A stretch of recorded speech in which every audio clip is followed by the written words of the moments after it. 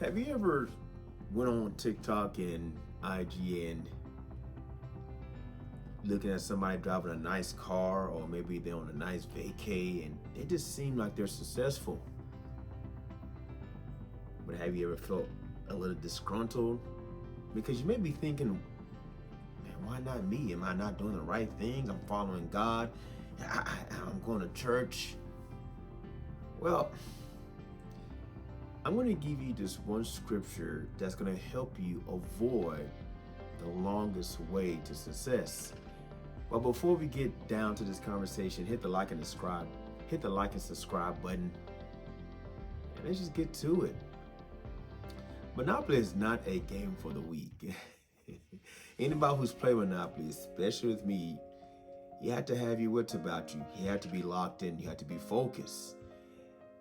And it's a fun game. It can be short, but more times, 9 out of 10, it's probably going to be a good game. My wife avoids the game. She's just the banker while me and the children play it.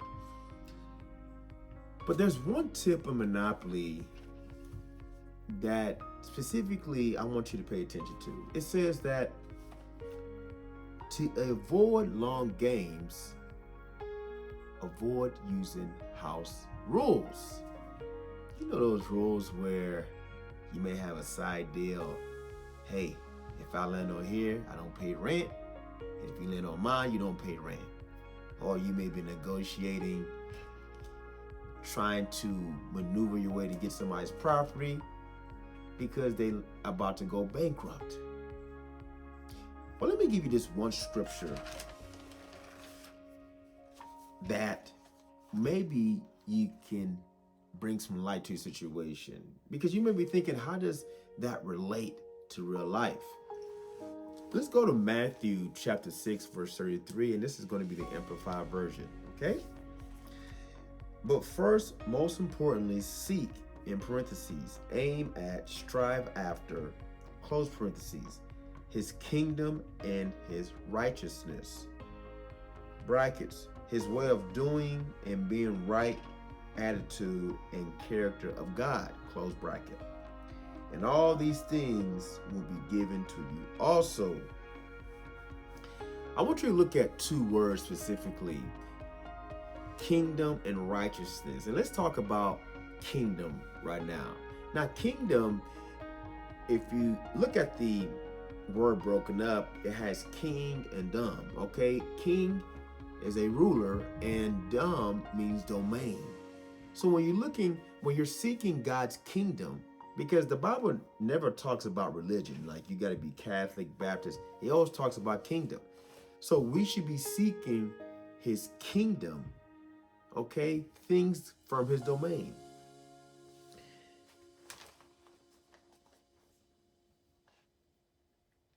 Why do people get pulled over for speeding?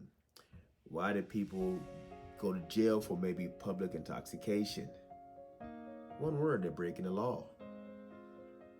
And when you're looking at the kingdom from God's domain, he has laws and commandments that he's already given to us in the Bible. And this is one of the things how we may start to get frustrated. Why is this not working? I know I have. I know that, I've read some books, or I've done this, I've tried this, and I didn't even know that you could apply the Bible, his laws, not just your personal, but to every area of your life. And we wonder why we're frustrated. Because sometimes when you're looking at success, and it may not be a situation where you are envious or coveted. I don't even want to put that on you. But we may not even know that these people are following a process. They're following God's command.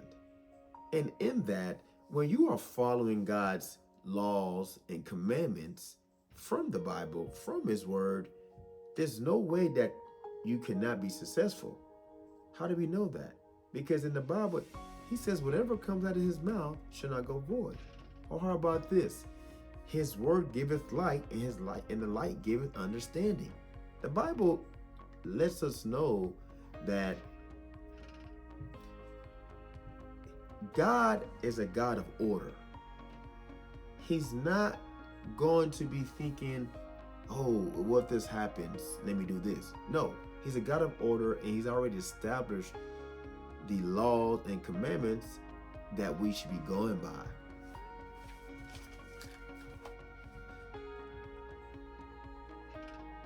I want you to think about during COVID when it was rampant. There was a lot of things going on out there where it was promising to make money quick. And inherently, we know that things shouldn't be quick. I mean, you can look at it with food. If it's microwave food as opposed to something that's baked in the oven, it's going to taste different. Or if somebody had a lot more weight on them, and then in 2 weeks they lost all of it, we know they violated something. How do we know that? Well, in Genesis chapter 8, verse 22, it talks about seed, time, and harvest. So before you can have harvest, you need a seed. And after the seed, you need time to cultivate and to maintain that seed before you can produce harvest. And at this point, the time and the seed is the most important thing. Like we already know, if we have a seed and we have time, it will grow into a harvest. And that can go good or bad, because you can be speaking negatively, and then within 5 years, what you've been speaking towards yourself or somebody else, it can come to pass. Now, this leads me into the second word: righteousness. And in righteousness, it's the right standing of God. And there are precepts that God has given us where if we live by this, we understand that we're going to be in line with God's character. Our integrity is going to be in line. You know, you've seen it before. You know, these drug dealers in a movie or a TV show. Yeah, they may be trying to do good sometimes, but their morals and personal integrity is built on shaky ground. There's only two ways to show that the drug dealer ends up most of the time. 99.9% of the time, either in jail or dead. Why? Because we know that even though they may look successful, it's a bad success. No matter what happens, if you have bad morals, bad integrity, that goes against what God has for people, for yourself, there's only one way you're going to end up. You smoke long enough, you can't be surprised if you have lung cancer. You drink long enough, you can't be surprised you may have liver cancer.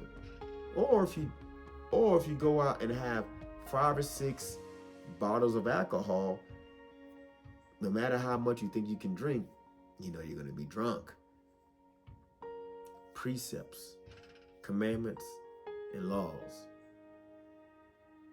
Maybe this is the reason why we've gone the longest way to success.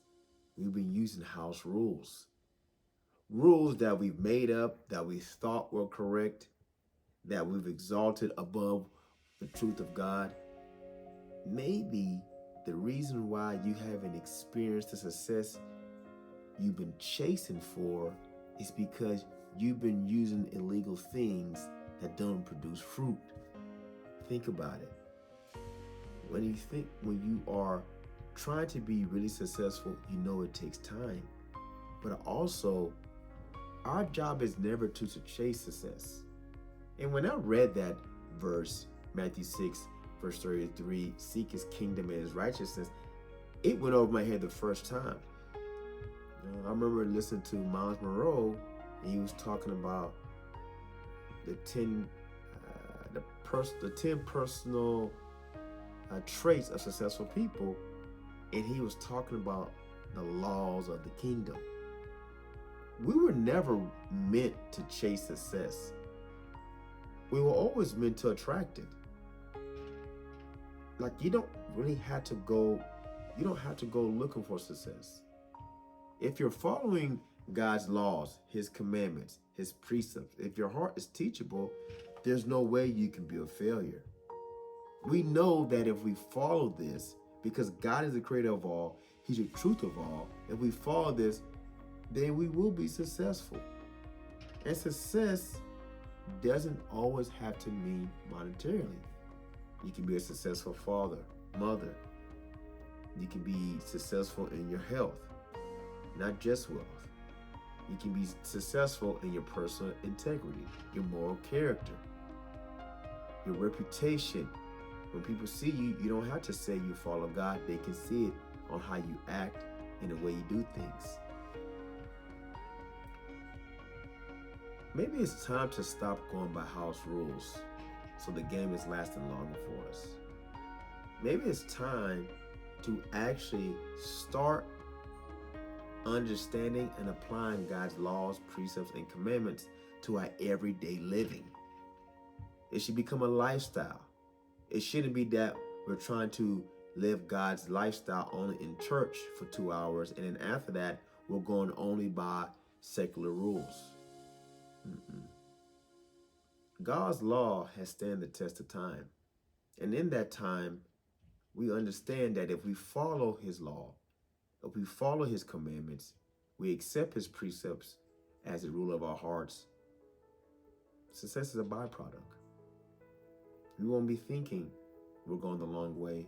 We'll know eventually, once we do this, it's only a matter of time. If you're looking to get closer to God and build a relationship, I would stress that you read his word, pray, talk to him. But most importantly, make sure you understand his truth for your life. Because in that truth, there can be no lie. Talk to you soon.